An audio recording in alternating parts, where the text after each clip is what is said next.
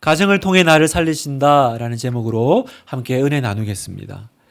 그 어릴 때 부모님들이 그 애들 이렇게 좀 뭐 반은 장난, 반은 진심으로 묻는 질문 중에 하나가 아빠가 좋아, 엄마가 좋아입니다. 참 이렇게 난처하게 만드는 질문이죠. 저도 어릴 때 우리 아이들에게 아빠가 좋아, 엄마가 좋아 이렇게 자주 물었는데 어느 한 시점으로 제가 더 이상 그 질문 하지 않게 됐습니다. 그게 언제냐면 우리 아이가 아직 진짜 이게 어릴 때였어요. 우리 큰애한테 한번 그 질문을 한 거죠. 기분이 되게 좋아 보일 때, 그 틈을 딱 타야 되니까 기분이 되게 좋아 보일 때 물었어요. 아빠가 좋아, 엄마가 좋아. 그랬더니 얘가 대답을 안 하는 거예요. 난처해 하는 거죠. 근데 포기하면 되는데 듣고 싶은 거예요. 나기를 바라면서. 그래서 아빠가 좋아, 엄마가 좋아 그랬더니 이렇게 대답을 안 해요. 그래서 제가 그렇지, 대답하기 힘들지. 그랬더니 아들이 이렇게 얘기했습니다. 묻지 마. 아빠가 들으면 힘들어질 거야. 그래 그날 제가 슬피 울며 이를 갈면서 그날 이후로는 제가 안 묻습니다. 그래서 살아가는 우리 아빠 동지 여러분, 묻지 마세요. 들으면 힘들어지실 거예요. 살아가면서 대답하기 힘든 어떤 질문들이 있죠. 그런데 더 중요한 건 정말 우리가 내 모든 인생으로 답해야 될 어떤 질문들이 있고 또 그 질문에 내가 이렇게 직면해야 될 순간들이 있다는 거죠. 그래서 답을 알면 더 힘들어지기 때문에 그냥 이렇게 일부러 피하는 경우도 있고요. 또 그 문제들이 내 삶에 들어오기 전까지는 전혀 생각하지 못하고 살다가 어느 날 쑥 그 문제가 들어오면 그때서야 너무 놀라서 당황하는 일들이 있다는 겁니다. 분명히 우리 인생에는요, 여러 가지 그 살면서 일어나는 그런 문제 말고 정말 내 삶으로, 내 인생으로 답해야 될 질문들이 있습니다. 우리는 그 묵직한 질문들이 있다라는 걸 알지만 아직 그 질문이 나에게 찾아오지 않았기 때문에 때로는 내가 그냥 괜찮겠지 하고 안일한 태도로 살아갑니다. 여러분, 기독교는 무엇입니까? 기독교는요, 내 인생의 이 묵직한 질문에 답을 주는 종교라는 것입니다. 여러분, 내가 예수님을 믿는다는 건 무슨 말입니까? 예수님만이 해결해 주실 수밖에 없는 어떤 인생의 질문이 그 먼저 있었다는 뜻이죠. 그러니까 여러분이 이 자리에 계신 거잖아요. 내가 왜 예수님을 믿냐면 예수님만이 나에게 주실 수 있는 것이 있기 때문에, 그래서 내가 예수님 믿는 거예요. 그렇지 않으면 이 좋은 날, 이 좋은 시간에 왜 굳이 교회 와서 앉아 있겠습니까? 그러니까 여러분, 사소한 거, 그런 것들은 다른 데서 해결 보시면 됩니다. 그러나 내 인생에 내가 맞닥뜨리지만 답할 수 없는 그 굵고 묵직한 질문들을 만나면 그때는 어떤 타이밍이에요? 내가 예수님을 만나야 될 때라는 겁니다. 예수님께 나와야 될 때라는 것입니다. 오늘 우리 본문에서는 그 질문을 가지고 예수님을 찾아온 한 사람을 만납니다. 그 사람은 바로 왕의 신하라고 하는 사람인데, 자, 이 사람이 왜 예수님을 찾아왔을까? 성경은 그의 아들이 죽어가고 있다라고 얘기합니다. 47절, 그가 예수께서 유대로부터 갈릴리에 오셨다라는 것을 듣고 가서 청하되 내려오셔서 내 아들의 병을 고쳐주소서 하니 그가 거의 죽게 되었습니다. 이 사람은요, 그 전에는 예수님 찾아오지 않았습니다. 예수님 얘기는 들었을 거예요. 되게 뭐 그런 사람이 있대. 또 흥미도 생겼을 겁니다. 그러나 그뿐이에요. 그렇게 그냥 뭐 있나? 관심 정도? 그러나 예수님 찾아오지 않았습니다. 그런데 언제 찾아와요? 내 아이가 그냥 아픈 것이 아니라 죽을 병에 걸린, 죽게 된 상황이 되니까 그때 예수님을 찾아옵니다. 오늘 성경은 이 사람이 왔는데 이 사람의 직업을 얘기합니다. 그냥 어느 한 사람이 아들이 아팠는데 뭐 이렇게 고침받으러 왔다. 그래도 될 텐데 왕의 신하가 왔다라고 합니다. 여러분, 왕의 신하는 직업이잖아요. 여러분, 왜 성경은 이 부분을 우리에게 밝힐까요? 여러분, 그 당시에 세리장만 해도요, 떵떵거리면서 먹고 살았습니다. 하물며 왕의 신하래요.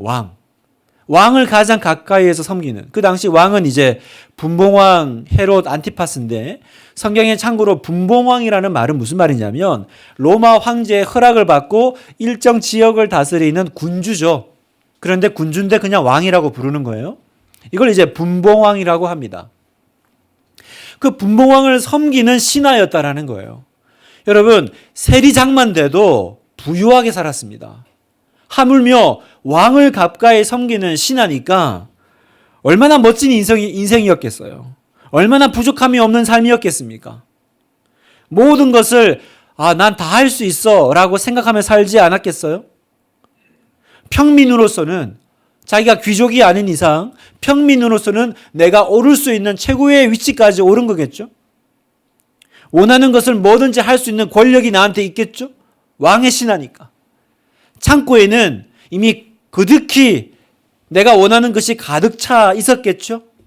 무엇보다 많은 사람들이 부러움과 시샘 가운데 나를 쳐다보는 그런 명예로운 자리에 있었겠죠? 그러니까 왕의 신하라는 건 어떤 자리입니까? 나 꽤 괜찮지 않아? 나 꽤 성공했지 않아? 내가 뭐 부족한 게 있나? 그럴 수 있는 자리라는 겁니다. 그래서 그 전에는 예수님의 소문을 들었지만, 예수님에 대한 내용을 들었지만 예수님을 찾아오는 일은 없었어요. 사랑하는 성도 여러분, 내가 가진 것이 많으면 예수님이 필요치가 않아요. 요즘 왜 내 삶 가운데, 예배 가운데 하나님의 은혜가 깊이 들어오지 못하냐? 가진 것이 많아서 그래요. 여러분, 가진 것이 많다라는 말은 오해하지 마세요. 돈이 많다라는 얘기가 아닙니다. 가진 것이 많다라는 거는 내 인생에 예수님 말고 뭔가 다른 것으로 가득 차 있는 상태라는 거예요. 그 뭔가가 가득 차서 내 눈을 가려요. 내 눈을 가려서 내 인생에 대답해야 될 질문들을 못 보게 합니다. 그 질문들이 분명히 있는데 그것들이 내 삶을 가리워서 그걸 이렇게 회피하게 해요. 나 지금 꽤 괜찮은데. 내가 지금 뭐가 부족해. 이만하면 성공했지. 사람들이 날 부러워하지. 그래서 어떤 상태를 만들어요? 예수님 없이도 살 수 있는 마음의 사람으로 만든다라는 거예요. 그러니까 여러분, 교회 밖에 얼마나 많은 분들이 그렇게 살고 있습니까? 예수님 필요 없습니다. 예수님 없이도 살 수 있는 상태가 되신 거예요. 자, 그런데 여러분, 성경은 뭘 얘기합니까? 반드시 인생에 예수님을 만나야 될 중요한 타임이 온다라는 겁니다. 내가 예수님을 직면해야 될 순간이 온다라는 거예요. 오늘 왕의 신하에게는 그 타이밍이 왔습니다. 이 아버지에게, 이 왕의 신하에게 지금 가장 중요한 것이 드러났습니다. 그게 뭐예요? 내 아들이 죽어가고 있다라는 이야기입니다. 내 아들이 지금 아프다라는 거예요. 여러분, 지금 내 아들이 죽어가고 있다라는 건 내 가족이, 내 사랑하는 사람이 지금 아픕니다. 그 얘기가 아니에요. 아무 부족함이 없어 보였던 내 삶 가운데 그 밑에 어딘가에 숨어져 있던 가장 중요한 게 갑자기 위로 올라왔다라는 거죠. 내 인생에서 가장 중요한 게 뭔지를 지금 직면하고 있는 거예요. 그전에는 지위, 그전에는 돈, 그전에는 성공. 그게 중요해서 내가 왕의 신하가 될 때까지 살아왔어요. 모든 걸 희생하고 포기하면서. 그런데 내 아이가 딱 아프니까 그때 내가 직면한 거죠. 지금 내가 뭐 하고 있지? 우리 아이가 지금 죽어가고 있는데 내가 지금 이게 다 무슨 소용이 있지? 여러분, 왕의 신하에게는 자기 아들이 내 인생에 직면해야 될 문제였습니다. 여러분에게는 어떤 질문으로 주님께서 찾아오십니까? 여러분, 성경이 우리에게 끊임없이 말하는 진리가 하나 있어요. 그 진리가 뭔지 아세요? 그 진리는 바로 우리는 다 죽는다라는 거예요. 우리는 죽습니다, 여러분. 그런데 이 유한한 끝이 있는 인생이 이걸 몰라요. 알아도 회피합니다. 그래서 어떻게 살아요? 영원히 살 것처럼 삽니다, 여러분. 영원히 살 것처럼. 여기 여러분 중에 난 100세 전에 죽을 것 같아요. 그렇게 생각되는 사람 손 한번 들어보십시오. 없으실걸요? 다 모르긴 몰라도 나는 그래도 100세까지는 안 해도 그 정도까지 언저리까지 가지 않을까? 아무도 내 삶을 하나님께서 그 전에 부르실 거라고 생각하는 사람은 없습니다. 그래서 어떻게 해요? 정작 필요한 내 인생의 중요한 답을 준비하지 못하고 살아갑니다. 만약에 여러분 중에 누군가가 오늘 밤에 하나님께서 나의 생명에 대해서 어떤 결정을 하실 거야 라고 진짜 생각하시는 분이 계실까요? 진짜 죄송한 말씀이지만 하나님께서 내 자녀에 대해서, 내 자녀의 생명에 대해서 하나님께서 뭐라고 말씀하실 거야 라고 생각하는 분이 여기 계실까요? 제가 다능컨대 한 명도 없습니다. 어떻게 알 수 있냐고요? 만약에 그런 마음이 있다면 이렇게 평안한 얼굴로 예배 드릴 분이 한 분도 없으실 거거든요. 어떻게 그렇게 예배 드리겠어요?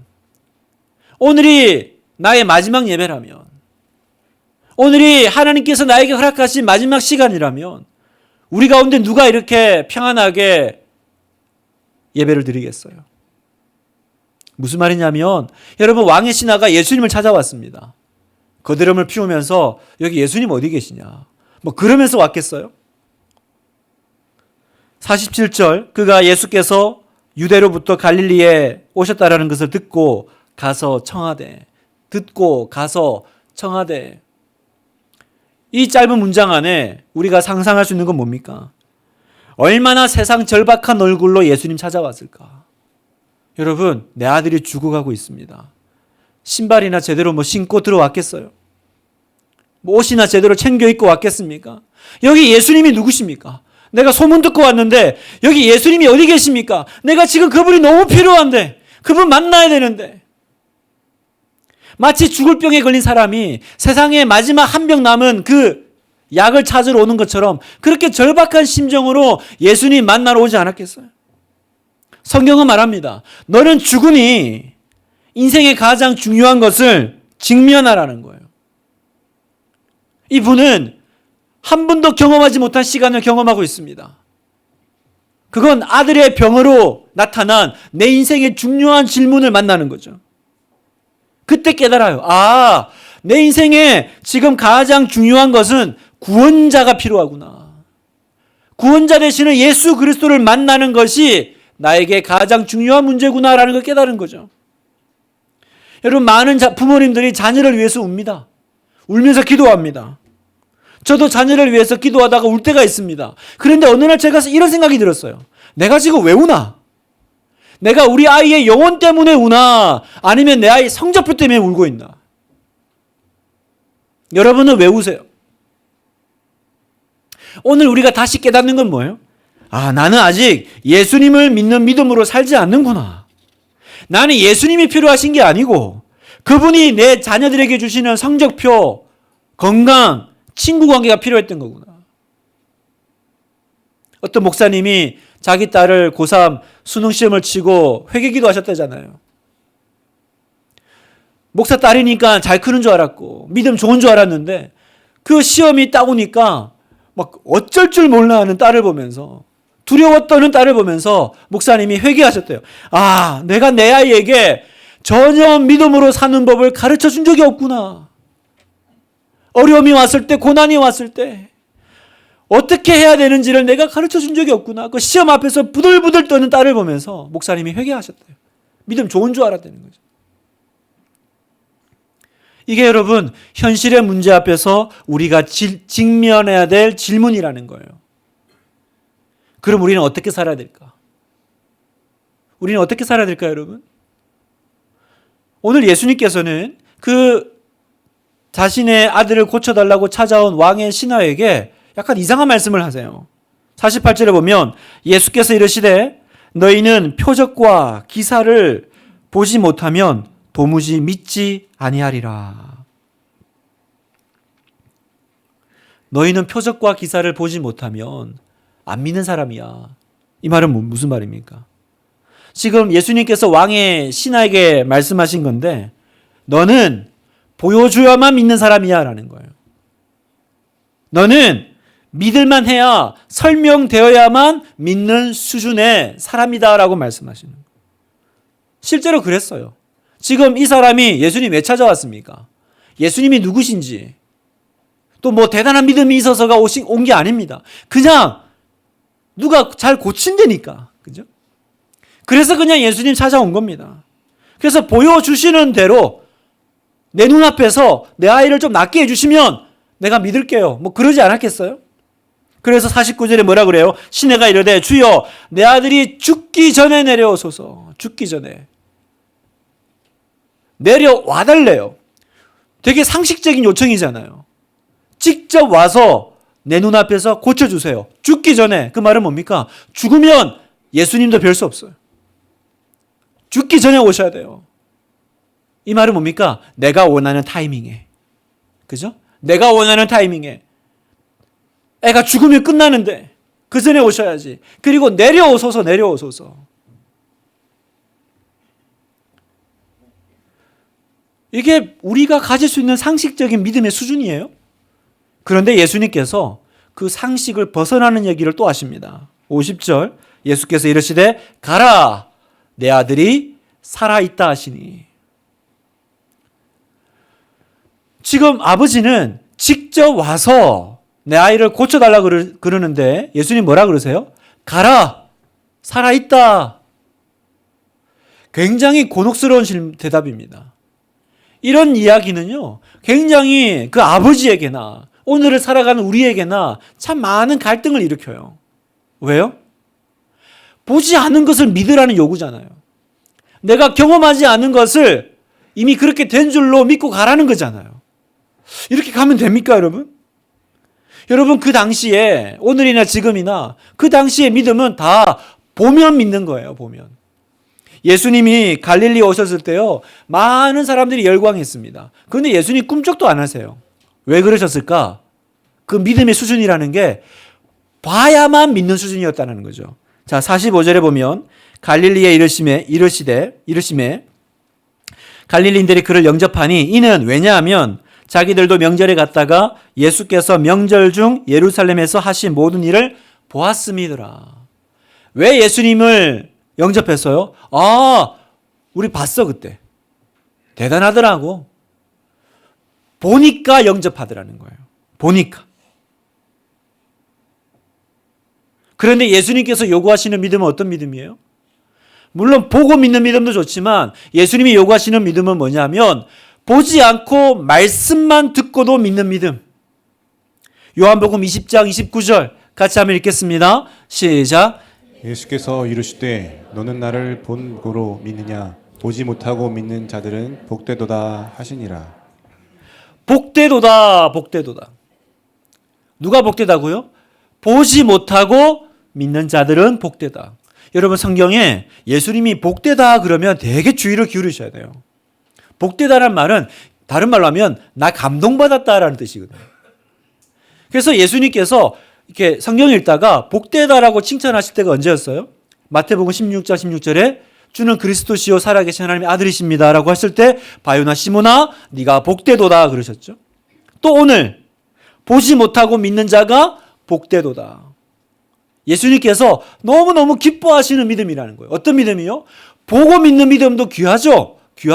그러나 진짜 주님께서 찾는 믿음은 어떤 믿음이냐? 보지 않고 믿는 믿음.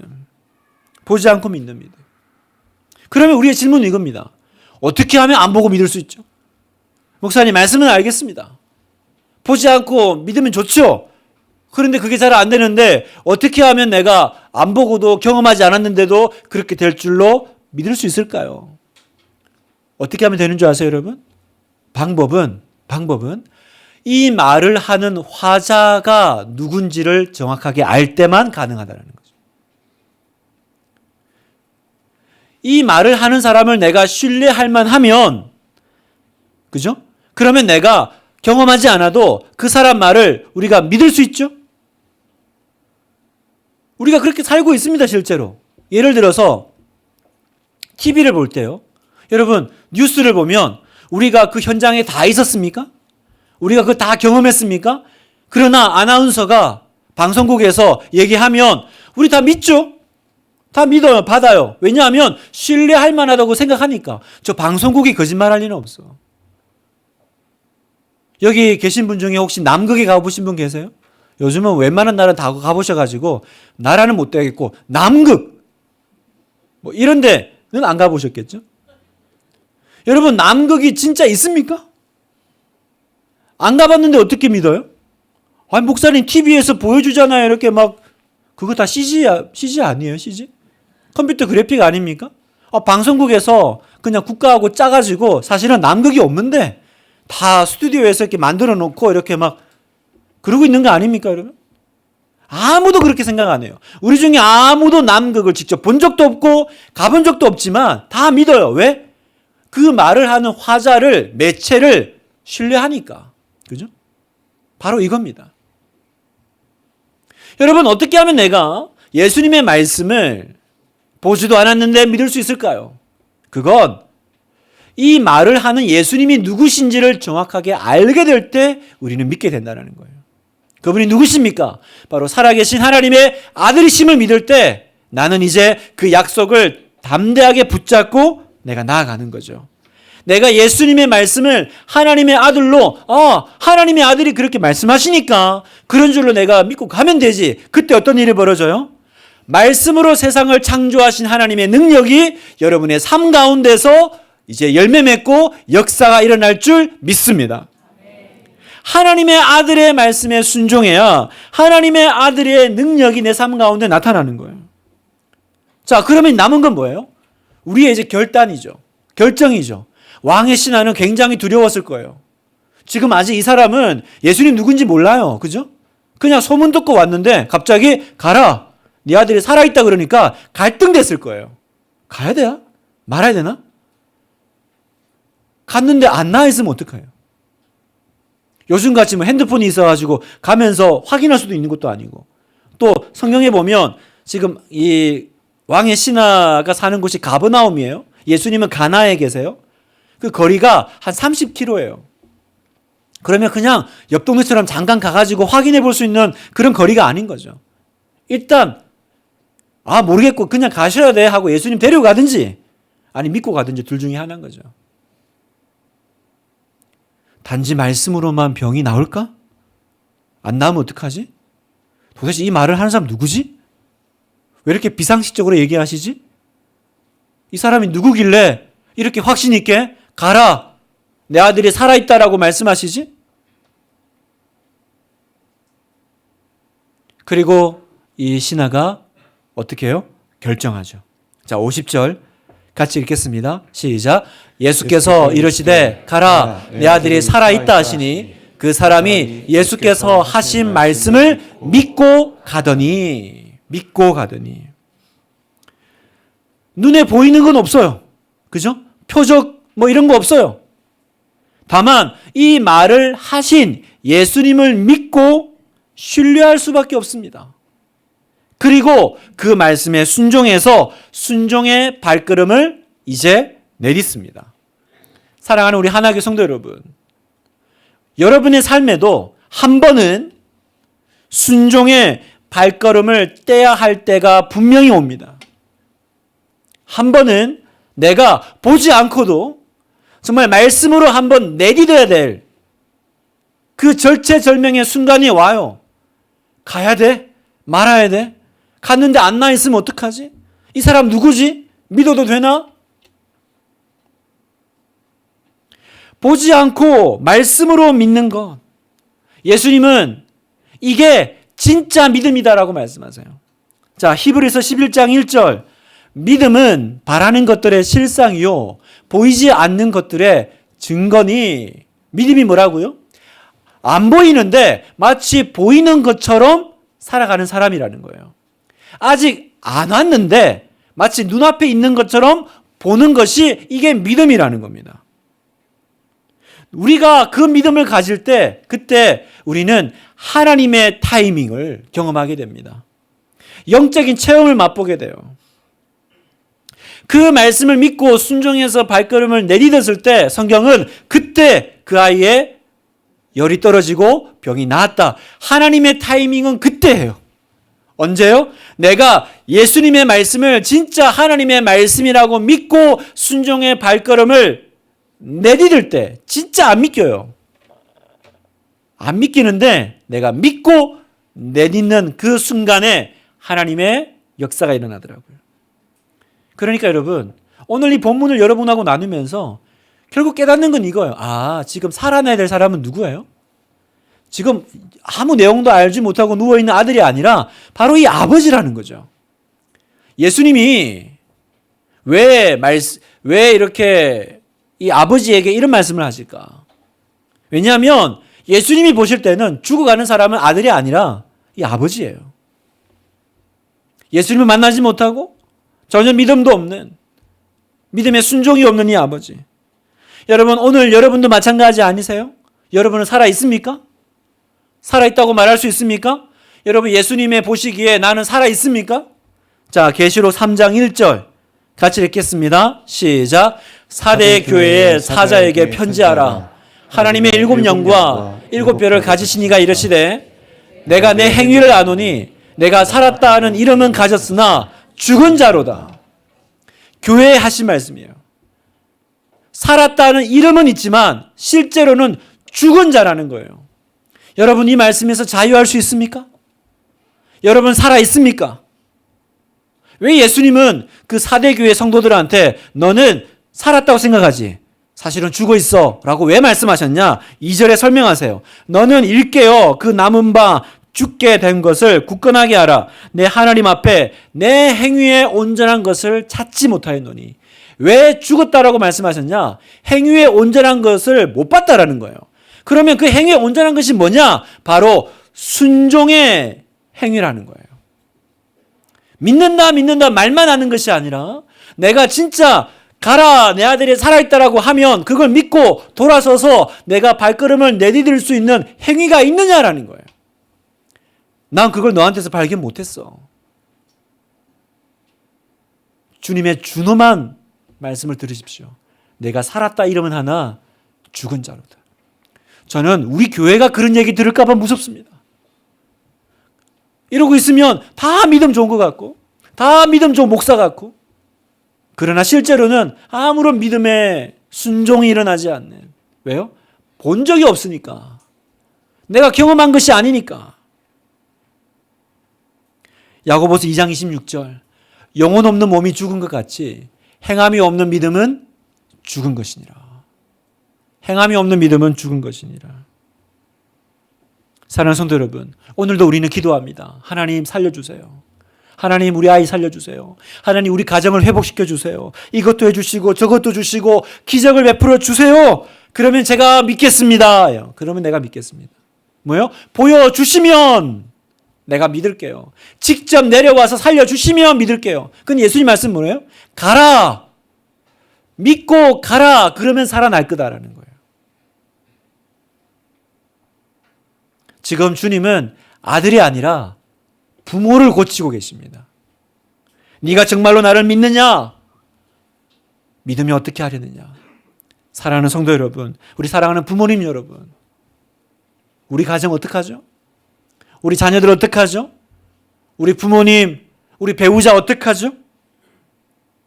비록 내 눈에 보이는 것이 없어도 귀에 들리는 것이 없어도 우리는 믿고 나아가야 될 줄 믿습니다.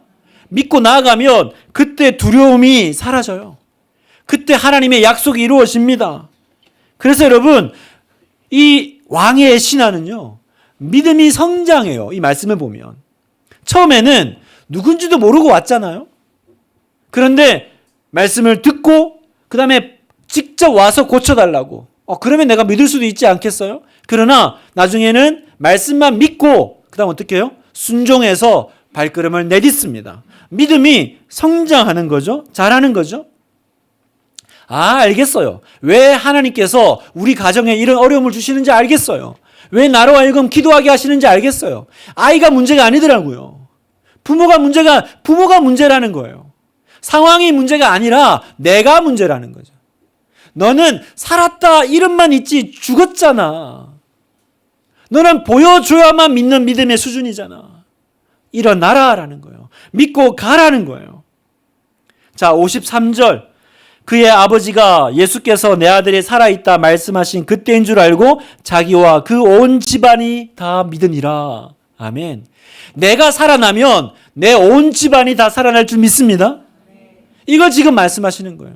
지금 살려야 될 건 네 아들이 아니고 너야. 하나님 우리 아들 좀 살려주세요. 왜 기도해도 항상 이렇습니까? 하나님 내 배우자를 좀 변화시켜 주세요. 뭐라 그러세요? 지금 살아나야 될 사람은 너잖아. 너잖아. 이걸 다 보고 깨달은 거죠. 그래서 이 왕의 신화는요, 이제 진짜 왕의 신화가 되죠. 예수님을 왕으로 섬기는, 세상의 왕의 신화가 아니라 예수님을 왕으로 섬기는, 사랑하는 성도 여러분, 하나교회 성도 여러분, 여러분은 누구를 섬깁니까? 정체성 분명히 하십시오. 여러분은 어떤 왕을 섬깁니까? 자녀라는 왕을 섬깁니까? 성공이라는 왕을 섬깁니까? 어떤 왕을 섬깁니까? 이제는 고백하십시오. 예수님이 나의 왕이십니다. 예수님이 나의 주님이십니다. 내가 섬기는 분이 분명해질 때 우리는 세상을 이기는 사람이 될 줄 믿습니다. 예전에 우리 다락방 하시고 나서 우리 순자님이 참 귀한 간증을 나눠주셨는데요. 제가 한번 읽어드리겠습니다. 우리 다락방 식구들 대부분이 아직 어린 자녀 교육에 대한 두려움이 제일 큰 것을 나눔을 통해 알게 되었습니다. 초등 입학한 딸의 학부모 모임을 통해 교육에 열정적인 엄마를 보며 자꾸 중심이 흔들려 힘들다는 집사님과 늦게 출산한 후 다른 부모보다 건강하게 끝까지 자녀를 지켜주지 못할 것 같아 염려가 되고 우울해진다는 집사님, 또 사춘기 딸을 보며 옳고 그름을 잘 판단하여 생활하고 있는지 걱정이 되고 수험생 딸의 미래가 염려스럽다라는 집사님의 나눔이 있었고, 이 낮은 단계의 두려움을 뛰어넘기 위해서 본인뿐만 아니라 자녀들에게도 신앙교육을 잘 시켜야겠다고 나누었고, 이것이 지금 우리에게 주어진 사명임을 깨닫게 되었다고 나누어 주셨습니다. 여러분, 지금 이 고민이 여러분과 저의 고민 아니에요? 너무너무 와닿는 이야기 아닙니까? 오늘 주님께서 우리에게 말씀하시는 게 뭡니까? 자녀의 문제 속에서 예수님을 만나라는 거예요. 이 문제가 일어난 이유는 내 인생에서 가장 중요한 것을 나에게 직면시키기 위해서 나타난 거라는 겁니다. 자녀 때문에 여러분의 믿음을 성장시키시기를 축복합니다. 나에게 다가온 이 문제 때문에 내 기도가 믿음의 발걸음을 내딛게 되기를 축복합니다. 그러면 주님께서 나머지 것들을 해결해 주실 것을 믿어요. 여러분, 우리가 이제 진짜 정체성 분명히 합시다. 우리가 왕의 신하가 되기 원합니다. 여러분, 우리가 누구를 섬긴다고요? 예수님을 섬기는, 예수님을 왕으로 섬기는 신하입니다. 지금도 마귀는 네 아이가 죽을 거다라고 말합니다. 주여, 내 아이가 죽어가고 있습니다. 그게 사탄의 목소리죠. 네 아이가 죽을 거야. 그런 목소리가 있지만 또 다른 목소리가 있어요. 가라, 내 아들이 살아있다. 자, 여러분, 어떤 목소리 선택하실 거예요? 두 목소리가 있습니다. 네 아들이 죽어가고 있다. 네 가정은 망할 거야. 네 배우자는 망할 거야. 그때 주님이 말씀하십니다. 가라, 네 딸이, 네 아들이 살아있다. 나는 누구를 섬기는 사람입니까? 오늘 이 모든 문제 가운데 나의 왕 되신 예수님께서 우리의 모든 가정을, 모든 문제를 회복시켜 주실 것을 믿습니다. 내 마음속에 그런 위협의 그런 목소리가 들어올 때, 죽어가고 있다, 죽어가고 있다. 그럴 때 여러분 어떻게 해야 돼요? 주님이 살아있다고 말씀하셨다. 주님이 살아있다고 하셨다. 살아있다. 살아있다. 선포하는 모든 복된 여러분 되시기를 축복합니다.